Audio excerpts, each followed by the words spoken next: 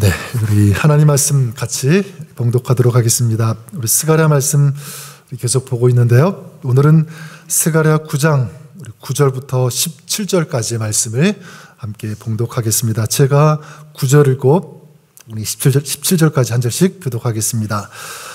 시온에 따라 크게 기뻐할지어다. 예루살렘에 따라 즐거이 부를지어다.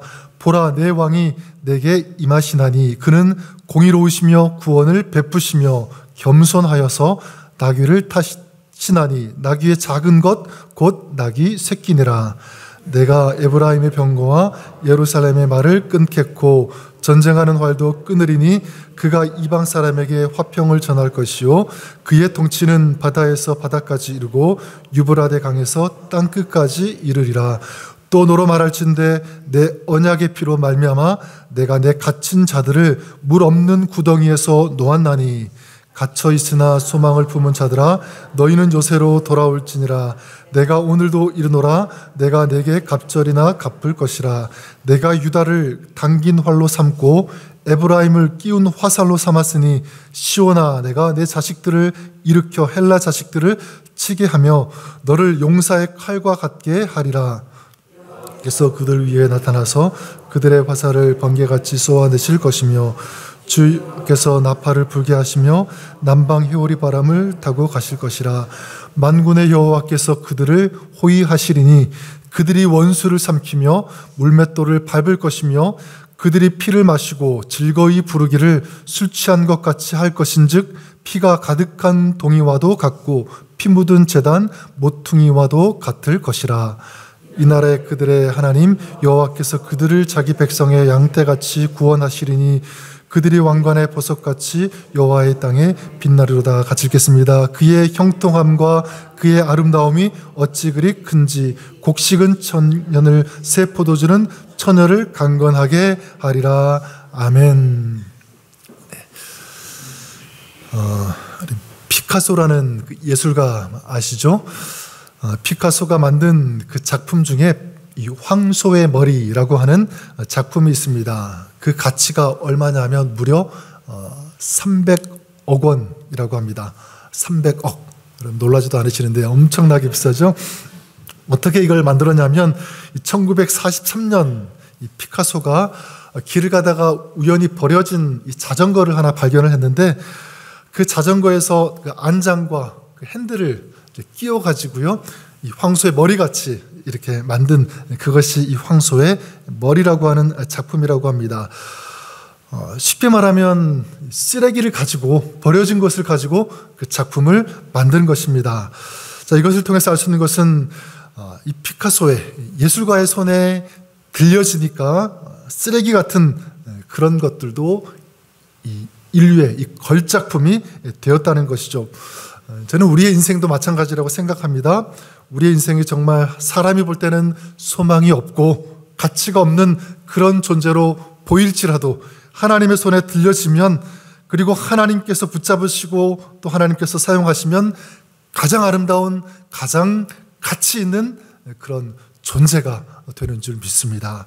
오늘 우리가 읽은 이 스가랴 9장 말씀이 좀 비슷한 내용이라고 볼 수가 있는데, 주님을 믿는 사람, 주님을 모시고 사는 그런 사람, 또 주님의 통치를 받는 그런 사람에게는 하나님께 주시는 기쁨이 있고, 그리고 가치가 있고 영광이 되는 그런 사람으로 바뀌어진다. 또 하나님께서 그렇게 하시는 줄 믿습니다. 그래서 오늘 우리가 이 9장 말씀 읽었는데, 이 스가랴 말씀에서도 가장 핵심적인 그런 말씀이면서 동시에 성경 전체에서 아주, 그리고 가장 중요하다고 할 수 있는 그런 말씀이 나오죠. 그것이 바로 9절 말씀인데, 9절 말씀 보면 시온에 따라 어떻게 할지어다 크게 기뻐할지어다. 또 예루살렘에 따라 어떻게 할지어다 즐거이 부를지어다. 보라, 내 왕이 내게 임하시나니 그는 공의로우시며 구원을 베푸시며 겸손하여서 나귀를 타시나니 나귀의 작은 것 곧 나귀 새끼니라. 자, 예수님께서 메시아로 이 땅에 오신다는 이 예언의 말씀이 선포되고 있죠. 어떻게 오시냐면 나귀를 타고 입성하신다. 나귀를 타고 들어오신다. 신약 성경에서 예수님께서 이 새끼 나귀를 타고 오시는 그 말씀을 어떻게 그리고 있습니까? 이는 선지자로 하신 말씀을 이루려 하심이라. 이 선지자가 누구입니까? 바로 스가랴죠. 예수님은 나귀를 타심으로 이 말씀을 또 이 예언을 성취하신 줄 믿습니다.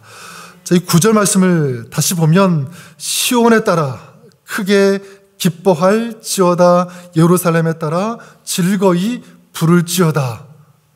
뭐라고 하세요? 명령하시죠. 기뻐하라. 그리고 즐거워하라. 명령이에요. 여러분, 성경에서 우리에게 어떻게 하라고 명령하실 때는 하기 어려운 것, 힘든 것, 불가능한 것을 명령하지 않습니다. 성경에서 우리에게 말씀하시고 명령하실 때는 충분히 할 수 있는 이유와 그리고 근거가 있기 때문에 우리에게 명령하시는 줄 믿습니다. 자, 그러면 기뻐하라고 또 즐거워하라고 했는데 그 기뻐하고 즐거워할 그 이유와 근거가 무엇입니까? 여기에 보니까 내 왕이 내게 임하시나니 이것인 줄 믿습니다. 왕이 임하신다. 성경에는 수많은 왕들이 나오고 또 소개가 되고 있죠. 또 지금도 또 왕들이 존재한다고 볼 수가 있는데, 자, 그런데 여기에 보니까 메시아로 오시는 그 예수님을 뭐라고 묘사합니까? 왕으로 묘사하고 있어요. 왕이시다. 무엇을 말하고 싶은 것일까요? 누가 참된 왕인지 알아야 된다. 이거 아니겠습니까? 예수님이 참된 왕이시며 참된 메시아이신 줄 믿습니다. 그리고 그 왕은 무엇을 타고 들어오신다고요? 나귀를 타고. 무엇을 상징합니까? 우리에게 임하시는, 우리에게 오시는 그 왕은 세상의 권력과 힘과 파워와, 그래서 우리를 억압하면서 통치하는 그런 왕이 아니라 우리 예수님께서는 겸손의 왕으로 우리에게 오시는 줄 믿습니다. 사랑의 왕으로, 그래서 평화와 진리로 다스리는 그런 왕으로 오시기 때문에 우리의 삶 속에 또 그런 왕을 모시는 그런 하나님의 사람에게는 무엇이 임합니까? 기쁨이 임하는 줄 믿습니다. 진정한 이 평화와 이 소망, 이 즐거움이 예수님을 왕으로 모시는 그 삶에 임하는 줄 믿습니다. 자, 그래서 10절부터 17절까지 말씀은 이렇게 왕이 되시면서 메시아 되시는 예수님의 이 사역, 이 소개가 되고 있고요. 동시에 이것은 예수님을 왕으로 모시는 이 사람들이 누리는 구체적인 축복들이 열거가 되고 있는데, 여기 대략 4개로 볼 수가 있습니다. 4가지가 소개가 되고 있는데, 먼저 10절에 보면 이렇게 말씀하고 있죠. 10절에 내가 에브라임의 병거와 예루살렘의 말을 끊겠고 전쟁하는 활도 끊으리니 그가 이방 사람에게 화평을 전할 것이요 그의 통치는 바다에서 바다까지 이르고 유브라데 강에서 땅끝까지 이르리라. 한마디로 무엇입니까? 예수님을 모시는 삶에는 평화가 임하는 줄 믿습니다. 평화가 임한다. 에브라임의 병거와 예루살렘의 말을 끊겠고 전쟁하는 활도 어떻게 해요? 끊으리니. 예수님을 왕으로 모시는 그런 삶에 임하는 것, 평화. 여러분 마음에 이 평화가 있으십니까? 화평이 있으십니까? 여러분들이 그런 삶이 되시기를 주님의 이름으로 간절히 축원합니다. 여러분, 우리 삶이 간절히 바라는 것 이거 아니겠어요? 우리가 정말 평화롭게 이 피스, 화평한 그런 삶이 되었으면 좋겠다. 이거 우리가 늘 간구하는 소원 아니겠습니까? 가정도 마찬가지죠. 교회도 마찬가지예요. 여러분, 우리가 가장 우리 마음속에 이 평화로운 삶이 되고 싶다면, 또 우리의 가정에 이런 평화가, 이런 화평이 있기를 원한다면 어떻게 해야 할까? 한 가지밖에 없습니다. 내가 죽으면 되는 줄 믿습니다. 내가 죽으면 돼요. 내가 왕인 것처럼 내가 살아서 날뛰면서 내 주장, 내 생각, 내 마음, 이런 내 경험들을 막 내세우고 주장하니까 이게 갈등이 일어나고 충돌이 일어나는 거지. 여러분, 내가 죽고 그래서 내 안에 주님이 통치하시고 그래서 주님을 따른다면 그 신앙, 그 삶, 그 가정, 그 교회 가운데는 이제는 하나님께서 허락하여 주시는 이 평화가 임하게 되는 줄 믿습니다. 여러분, 예수님을 잘 믿는다는 것이 결국 무엇이겠습니까? 예수님을 잘 믿는다는 것, 그것은 나는 죽고 내 안에 예수 그리스도가 사는 것인 줄 믿습니다. 자, 그것이 예수님을 왕으로 모시는 삶이고, 그것이 천국 백성의 삶이고, 그렇게 살아갈 때 이것이 복된 삶, 좀 기쁨의 삶이 되는 줄 믿습니다. 일단 두 번째로 21절에 보면 예수님을 왕으로 모시면서 살아가는 그런 삶에게 임하는 것. 11절을 보니까 또 너로 말할진대 내 언약의 피로 말미암아 내가 내 갇힌 자들을 어디에서? 물 없는 구덩이에서 놓았나니, 이렇게 말씀하고 있습니다. 이걸 새 번역으로 보니까 이렇게 말씀합니다. 너에게는 특별히 너와 나 사이에 피로 맺은 언약이 있으니 사로잡힌 내 백성을 내가 물 없는 구덩이에서 건져낼 것이다. 내가 물 없는 구덩이에서 건져낼 것이다. 여러분, 구덩이에 빠졌다고 생각해 보세요. 근데 헤어나올 수 없는 그런 높이의 구덩이에요. 거기다가 그 구덩이에는 또 뭐가 없냐면 마실 물도 없는 거예요. 그러면 빠져나오지도 못하고 마실 물도 없으니까 거기서 어떻게 살겠습니까? 이건 완전히 절망입니다. 그런데 이스라엘 백성들이 지금 어떤 상태냐면 물 없는 구덩이에 빠져있는 죄수와 같았다는 거예요. 자, 그런데 그들을 어떻게 하셨어요? 하나님께서 언약의 피로 그들을 건져 주셨다. 구덩이에서 빼내 주셨다. 여러분, 우리도 마찬가지인 줄 믿습니다. 이 죄악의 구렁텅이에 빠져 있을 때, 도저히 나올 수 없을 때, 희망과 아무런 소망이 없을 때, 거기서 죄로 인하여 죽을 수밖에 없는 그런 저희들을 주님께서는 십자가의 피로, 그 언약의 피로 우리들을 살려주시고 구원해 주신 줄 믿습니다. 시편 40편에 보면 기가 막히게 이것을 노래하고 있지 않습니까? 나를 기가 막힐 웅덩이와 수렁에서 끌어올리시고 내 발을 반석 위에 내 걸음을 견고하게 하셨도다. 우리 하나님이 하신 줄 믿습니다. 자, 그런데 이것으로 이 구원이 끝나지가 않습니다. 여러분, 우리가 오늘 이렇게 구원받았지만, 이 죄악의 구렁에서 나왔지만, 이 구원받은 이것으로 끝나는 것이 아니라 이 구원의 이 은혜, 이 죄악의 구렁텅이에서 우리를 건져주신 그 하나님의 그 은혜는요, 우리의 삶 속에서도 저는 계속된다고 믿습니다. 왜냐하면 오늘 우리의 삶에서 구원받았지만, 하나님의 백성으로 살아가지만 여전히 살아가면서 실망이라는 구덩이 있지 않습니까? 낙심이라는 구덩이에 빠질 때가 있고요, 좌절이라고 하는 그런 구덩이에 빠질 때가 있지 않습니까? 있어요. 우리를 둘러싸는 이 수많은 문제들, 그리고 환경들이 계속 우리의 마음을, 우리의 삶을 가두어 놓고 힘들게 하고 꼼짝 못하게 하는 그런 일들 얼마든지 살아가면서 있을 수 있다는 것입니다. 자, 그런데 우리 주님께서는 말씀하세요. 12절에 보니까 갇혀 있으나 소망을 품은 자들아 너희는 요새로 돌아올지라 내가 오늘도 이르노라 내가 갑절이나 갚을 것이라. 여기 보니까 갇혀 있을 때 무엇을 품으라고 말씀하시죠? 소망을 품으라. 무슨 말씀이죠? 갇혀 있을 때 갇혀 있지 말고 소망을 품으라. 소망을 품는 그런 자들이 되라고 하는 것인 줄 믿습니다. 소망을 품으라. 그리고 요새로 돌아오라고 말씀하고 있는데, 이 요새는 무엇입니까? 주님께서 마련하신 피난처인 줄 믿습니다. 내가 피난처니까, 내가 요새니까, 너희가 그 구렁텅이에 빠졌을 때 소망을 품으면 내가 거기에서 마찬가지 건져 주겠다라고 하는 하나님의 약속의 말씀인 줄 믿습니다. 여러분, 그러니까 우리는 기뻐하고 즐거워할 수 있는 이유가 또 여기에 있지 않습니까?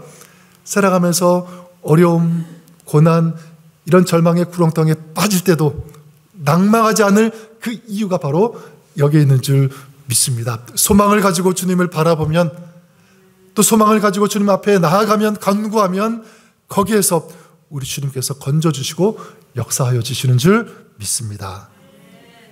또한 이 세 번째로 13절에 보면 우리 주님을 왕으로 모시는 그 삶에 어떤 역사가 있냐면 13절에 내가 유다를 당긴 활로 삼고 에브라임을 끼운 화살로 삼았으니, 또 14절에도 보면 여호와께서 그들 위에 나타나서 그들의 화살을 번개같이 쏘아내실 것이며 주 여호와께서 나팔을 불게 하시며 남방 회오리 바람을 타고 가실 것이라.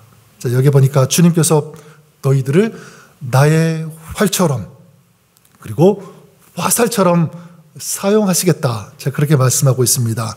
자, 이게 무슨 말씀이냐면 하나님은 하나님의 백성들을 강력한 무기가 되게 하시겠다는 말씀인 줄 믿습니다.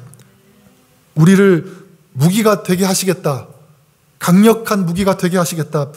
자, 이건 우리 자체를 강하게 탱크와 같이, 대포와 같이 그렇게 만드시겠다는 그런 의미가 아닙니다. 우리를 무기 삼으시겠다고 하는 이 말씀 속에는 어떤 의미가 있냐면 하나님께서 우리에게 강력한 무기가 되어 주시겠다, 이 말씀인 줄 믿습니다.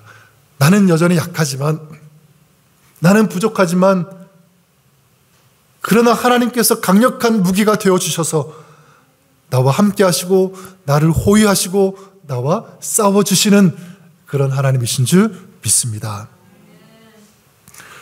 어떤 책에 소개된 글을 간략하게 소개하면 이런 내용이 있더라고요. 어떤 아빠가 아들과 함께 큰 마켓에 갔는데 이 아빠가 아들과 좀 떨어져 가지고 물건을 고르고 있었고요.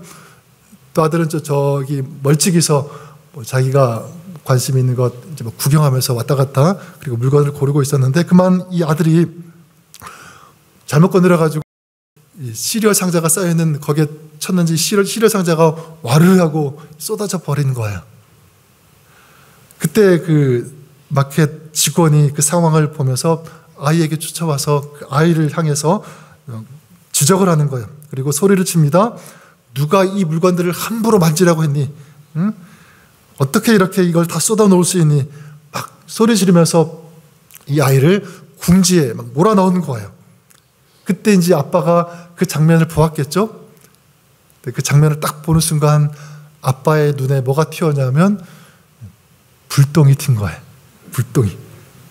이 아빠가 평소에는 말도 잘하지 않고 뭐 싫은 소리 안 하는데 그때만큼은 도저히 참을 수가 없어서 이제 그 직원에게 간 거죠. 그래서 그때 아빠가 자기가 마치 뭐가 된 것처럼 느껴졌냐고 고백하냐면 자기가 헐크처럼 느껴졌대요. 헐크처럼. 나를 건드는 것은 괜찮지만 우리 아이를 건드리면 나는 절대로 가만히 있지 않을 거야, 이 마음. 저는 이 이야기를 보면서 우리 하나님을 생각해 보았습니다. 하나님도 아마 이러실 것이다. 우리가 궁지에 몰릴 때, 우리가 수렁에 빠질 때 우리 하나님은 뒷짐만 짓고 네가 알아서 해라, 절대로 그런 분이 아니신 줄 믿습니다. 우리의 편이 되어주셔서 우리가 주님을 의지하면 우리의 힘이 되어주시고 더 나아가 우리를 위해 싸워주시는 그런 하나님이신 줄 믿습니다. 우리 육신의 아버지는 약할 수 있지만 우리 하나님의 아버지는 가장 강력하신 하나님, 모든 것을 다 가지신 주가 되어주시는 가장 완벽한 그 하나님이 우리 아버지가 되어주셔서 우리와 함께 일하시고 우리를 위해 싸워주시는 좋으신 하나님이신 줄 믿습니다. 그렇기 때문에 우리는 기뻐할 수 있는 거죠. 즐거워할 수 있는 이유가 바로 여기에 있는 줄 믿습니다. 그리고 마지막 16절, 17절에 보면 이렇게 말씀합니다. 우리 같이 한번 읽어볼까요? 16절과 17절. 자, 이날에 그들의 하나님 여호와께서 그들을 자기의 백성의 양떼같이 구원하시리니 그들이 왕관의 보석같이 여호와의 땅에 빛나리로다. 그의 형통함과 그의 아름다움이 어찌 그리 큰지 곡식은 청년을 새 포도주는 처녀를 강건하게 하리라. 저는 여기 말씀 보니까 이 표현이 굉장히 마음에 와닿습니다. 그들이 왕관의 보석같이 여호와의 땅에 어떻게 하리로다? 빛나리로다. 우리 아까 찬양 가사에도 이런 빛나는, 주의 영광 빛나는 찬양했는데, 왕관의 보석같이 여호와의 땅에 빛나리로다. 여러분 상상해 보십시오. 왕관이 있는데 그 왕관 자체로도 얼마나 화려하고 얼마나 멋있겠습니까? 자, 그런데 그런 왕관, 빛나는 그 왕관에 박힌 이 보석같이 또 어떻게 하신다고요? 더 빛나게 하신다. 여러분, 예수님을 왕으로 모시는 사람, 또 주님을 경외하고 주님과 함께 살아가는 이 사람은 바로 빛나는, 보석같이 빛나는 사람들임을 기억하시기를 바랍니다. 제가 그런 존재예요. 여러분들이 그런 존재인 줄 믿습니다. 사람들은 뭐라고 해도, 우리를 뭐 어떻게 볼지 몰라도 우리 하나님이 보실 때는 이 세상에서 가장 빛나는 보석과 같은 그런 존재로, 그런 하나님의 사람으로 보시는 줄 믿습니다. 이거는 절대로 추상적인 게 아니에요. 이 땅에서 빛나게 하신다, 천국에서 우리가 하늘나라 가면 그렇게 하실 것이라는 것이 아니라, 저는 분명히 믿는 것은 이 땅 우리가 살아갈 때 주님을 믿고 주님을 의지하면서 주님을 경외하며 살아갈 때 우리 하나님께서는 이 땅에서 우리를 빛나게 하신다. 여러분, 이걸 누구를 통해서 알 수 있냐면 구약에 나오는 다니엘과 세 친구들을 보면 알 수가 있습니다. 바벨론 왕이 용모가 아름답고 지혜로운 그런 소년들을 찾고 데리고 오라고 하지 않습니까? 그래서 그들을 이제 키워보겠다고 하는 어떤 그런 마음으로 이제 선출하는 명령을 내렸는데, 그 명령을 받은 환관장이 다니엘과 이 세 명의 친구들을 보게 되죠. 그리고 이제 그들을 잘 키우고 싶은 그런 마음에 왕의 친미, 왕이 먹는 그 음식과 포도주를 먹이려고 했어요. 화려하게 멋있게, 그 용모가 아름다워야 되니까.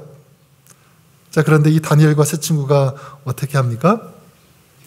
왕의 진미를 거부하죠. 우리는 뜻을 정했다. 먹지 않겠다.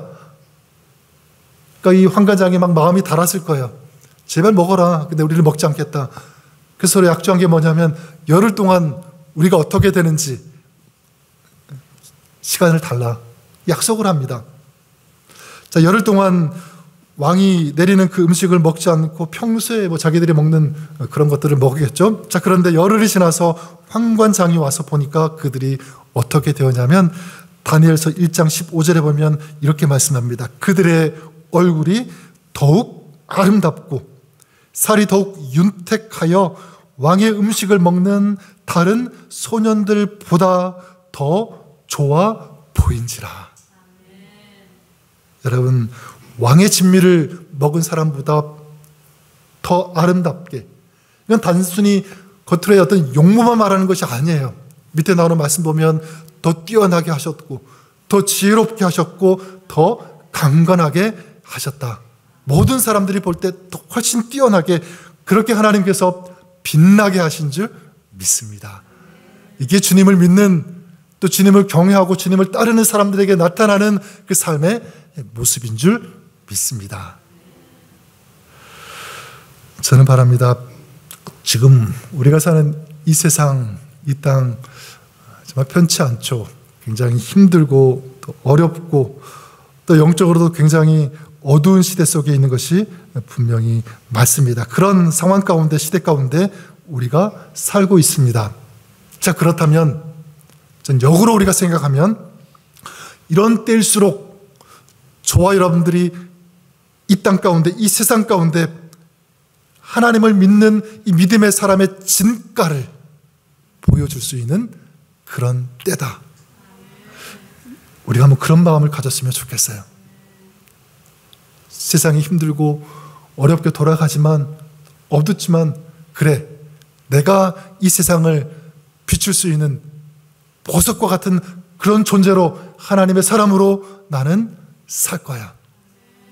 사람들이 우리를 볼 때, 믿는 사람 다르구나, 다르구나. 저런 어려움 가운데, 환경 가운데서도 기뻐할 수 있는 이유가 뭐지? 어떻게 저렇게 살 수가 있지? 나도 그 비밀을, 나도 그 이유를 발견하고 싶어. 뭔지. 그럴 때 말해 주십시오. 내 안에 하나님이 계시다. 우리 주님이 사신다. 주님이 나를 도와주시고 나와 함께 하심으로 주님께서 공급해 주시는, 내려주시는 이 기쁨과 이 즐거움이 있기 때문에 나는 이렇게 살아갈 수 있다. 이렇게 복음으로 또 하나님의 말씀으로 보석과 같이 세상을 밝힐 수 있는 이런 주님의 증인이 되는 그런 삶이 저와 여러분 우리의 삶이 될 수 있기를 주님의 이름으로 간절히 축원합니다. 이렇게 보석과 같은 그런 삶, 여러분들이 그런 존재이시고요. 오늘도 앞으로 그런 삶을 살아가시는 저와 여러분 우리 모두가 될 수 있기를 주님의 이름으로 간절히 축복합니다. 우리 같이 기도하실 때 우리 찬송가 먼저 우리 갈 길을 밝히 보이시니 이 찬양 같이 부르고 기도했으면 좋겠습니다. 후렴 보니까 죄악 벗은 우리 영혼은 기뻐 뛰며 주를 보겠네 가사가 있는데 우리 기쁜 마음 우리를 죄악의 구덩이에서 건져주시고 구원해주시고 오늘도 우리와 함께 하시는 그런 하나님을 바라보면서 또 소망하면서 우리 갈 길을 밝히 보이시니 우리 같이 찬송 드리겠습니다.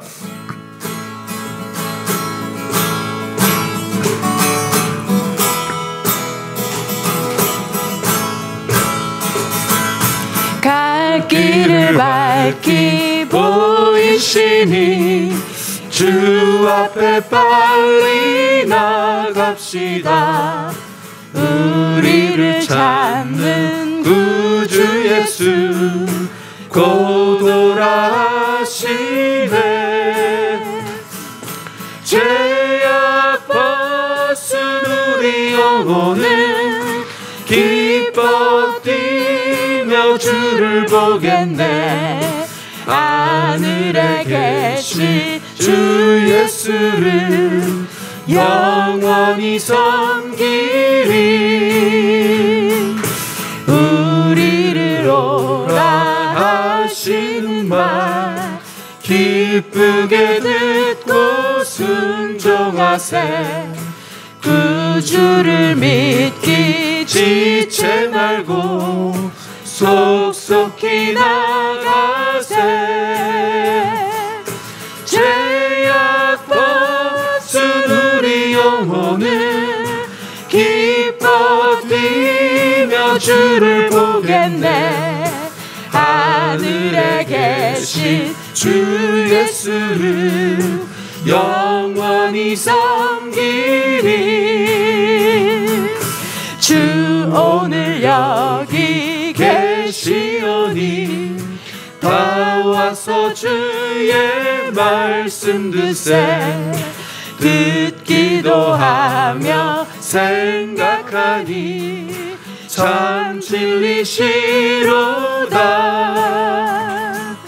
죄악 벗은 우리 영혼은 기뻐 뛰며 주를 보겠네. 하늘에 계신 주 예수를 영원히 섬기리. 죄악 벗은 우리 영혼은 죄악 벗은 우리 영혼은 기뻐 뛰며 주를 보겠네. 하늘에 계신 주 예수를 영원히 섬기리. 아멘. 죄악 벗은 우리 영혼은 기뻐 뛰며 주를 보겠네. 하늘에 계신 주 예수를 영원히 섬기리.